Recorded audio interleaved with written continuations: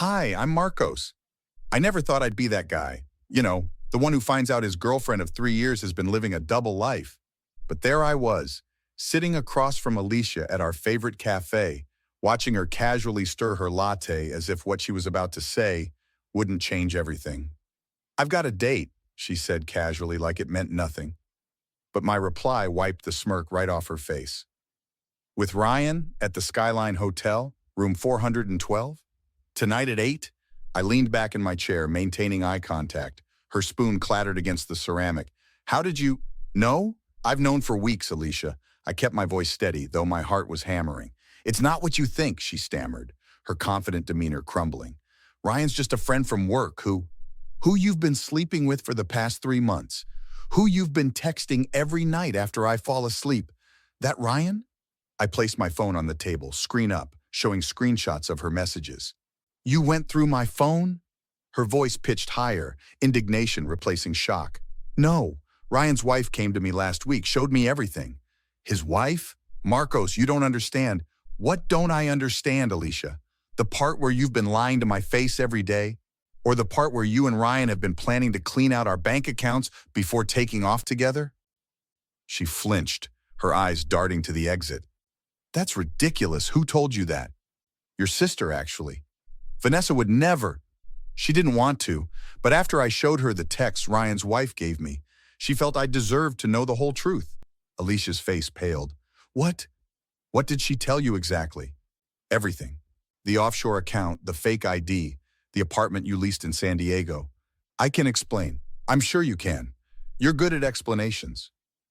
I took a sip of my coffee. "Almost as good as you are at gaslighting me for the past year, making me think I was crazy for questioning those late nights at work, the missing money, the secret phone calls." She reached across the table. "Marcos, please. I made a mistake. We can fix this." I pulled my hand away. "That's the thing about trust, Alicia. Once it's broken, some things can't be fixed." "So what now? You're just going to throw away 3 years?" "Me? I didn't throw anything away. That was all you." I stood up. "Enjoy your date tonight. I hear the Skyline has terrible cell reception. Weird how all those security cameras work perfectly, though." As I walked away, her voice followed me. "Marcos, wait!" I paused at the door, turning to find her standing in the middle of the cafe, eyes wide with panic. "What have you done?" she whispered. I smiled. "Nothing yet, but I think you should call Ryan. Tell him there's been a change of plans." My phone buzzed as I stepped outside. A text from Vanessa. "Did you tell her?" I typed back quickly. "Just finished. Meeting you at Jack's in 20. Jack had been my best friend since college. He'd never liked Alicia, always said she seemed off. Turns out his instincts were better than mine. Jack's apartment was already crowded when I arrived. Vanessa paced by the window while Jack and Detective Morales sat at the kitchen counter reviewing documents. "There he is," Jack stood, clapping me on the shoulder. "How'd she take it?" "About how you'd expect. Denied everything until I mentioned the offshore account." Vanessa stopped pacing. "Did you tell her I was the one who told you?" "I had to. She wouldn't have believed me otherwise." "Great," Vanessa groaned, running fingers through her hair. "My own sister's going to hate me forever." "Your sister was about to commit felony fraud," Detective Morales said without looking up from her papers. "Family loyalty has its limits." "So what now?" I asked, dropping onto Jack's couch. Morales finally looked up. "Now we wait. If they proceed with their plan despite your warning, we catch them in the act. If they don't, we still have enough evidence for the DA to press charges." "You really think they'll still go through with it?" Vanessa asked. Jack snorted. "Ryan's not exactly a criminal mastermind. Guy probably thinks he can still talk his way out of this." "You don't know my sister," Vanessa countered. "She'll have a backup plan." "Does she know about the police involvement?" Morales asked me sharply. "No, I just implied there would be security footage." "Good," Morales nodded. "Element of surprise works in our favor." My phone buzzed with incoming calls from Alicia. I showed the screen to Morales. "Don't answer," she advised. "Not yet." "But what if—" "Let her sweat," Jack interrupted. "She didn't care about your feelings for months. Why start caring about hers now?" "It's not about feelings," I clarified. "It's about making sure she doesn't run before you can build a case." "The accounts are already frozen," Morales assured me. "And we have officers watching both of them. They're not going anywhere." Vanessa's phone chimed. "It's Alicia," she reported, "asking if I'm with you." "What should she say?" I asked Morales. "Tell her you haven't seen me since this morning. the detective instructed Vanessa. Say I seemed upset, but didn't explain why. Vanessa typed the response. Done. Now we wait, Morales said, checking her watch. Ryan's wife is meeting us here in an hour with the rest of the evidence. I still can't believe Sarah agreed to help, Jack mused, after everything Ryan did. Some people want justice more than revenge, Morales observed.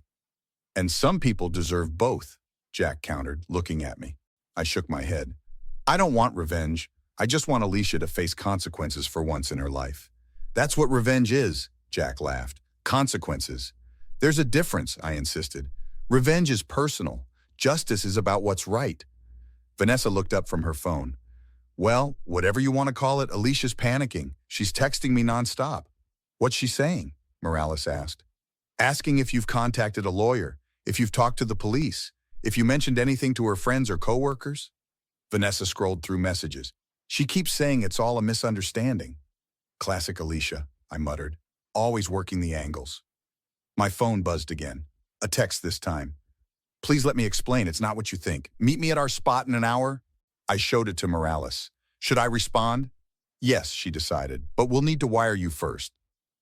The park bench where Alicia and I had our first date felt different now. The evening air carried a chill that matched the cold knot in my stomach as I watched her approach. Her confident stride was gone, replaced by nervous energy as she scanned the area before sitting beside me. Thank you for coming, she started, voice tight with forced calm. I know you're angry and you have every right to be, but save it, I interrupted. I'm only here because you said you wanted to explain, so explain. She took a deep breath. Ryan and I, it started as just friendship, I swear. But things at work got complicated and he was going through problems with Sarah and somehow that led to stealing my money? I kept my voice steady.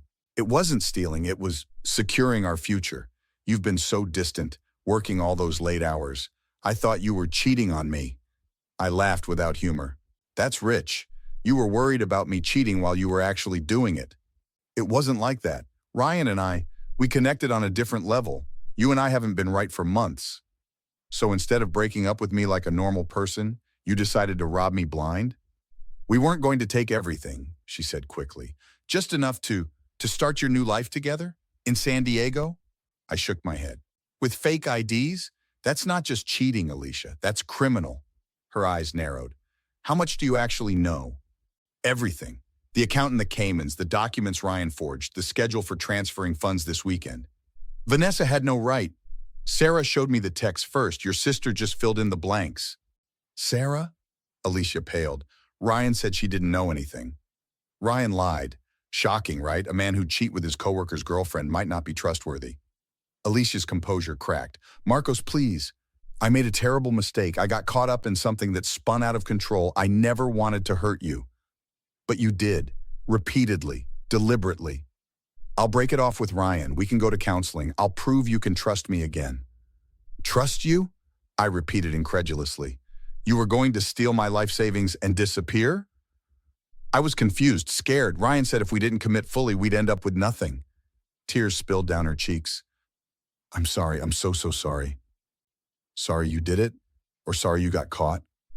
Both. Either. I don't know anymore. She grabbed my hand. Please, Marcos. Everyone makes mistakes. We can fix this. I pulled away. No, we can't.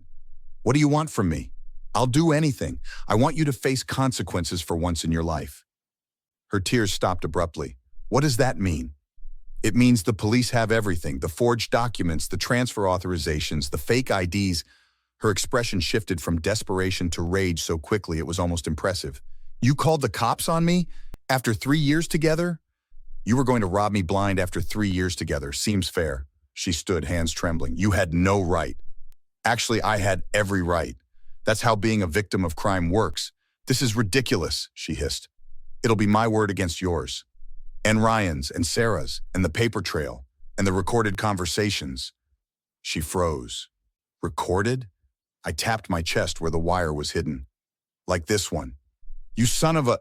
She lunged forward, shoving me hard against the bench. Before I could react, 2 officers emerged from nearby bushes.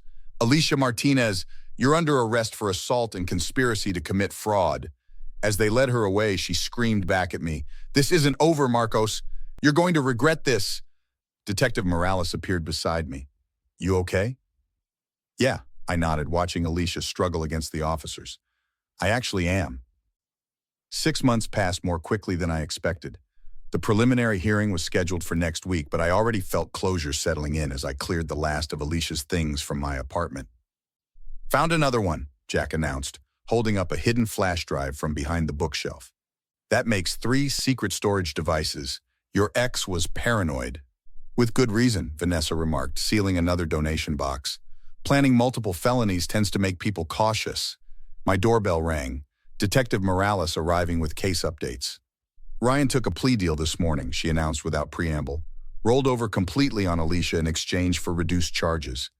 Shocking, Jack muttered. The man has no loyalty even to his partners in crime. What does this mean for the case? I asked. It's stronger than ever, Morales confirmed. The DA expects Alicia will seek a deal too, but with Ryan's testimony, she's looking at significant jail time, regardless. Vanessa sighed heavily. I still can't believe my own sister would do this. Have you spoken to her? Morales asked. Once through the jail phone. She blamed me for betraying her, said family should stick together no matter what. Vanessa shook her head, as if I should have helped her commit fraud. The doorbell rang again. Jack checked the security camera I'd installed. It's Sarah. Ryan's wife entered cautiously, clutching a folder. Sorry to interrupt. I got the last of the bank statements you requested for the civil case. Thanks, I said, taking the folder. You didn't have to bring these personally. I wanted to. Sarah tucked her hair behind her ear nervously.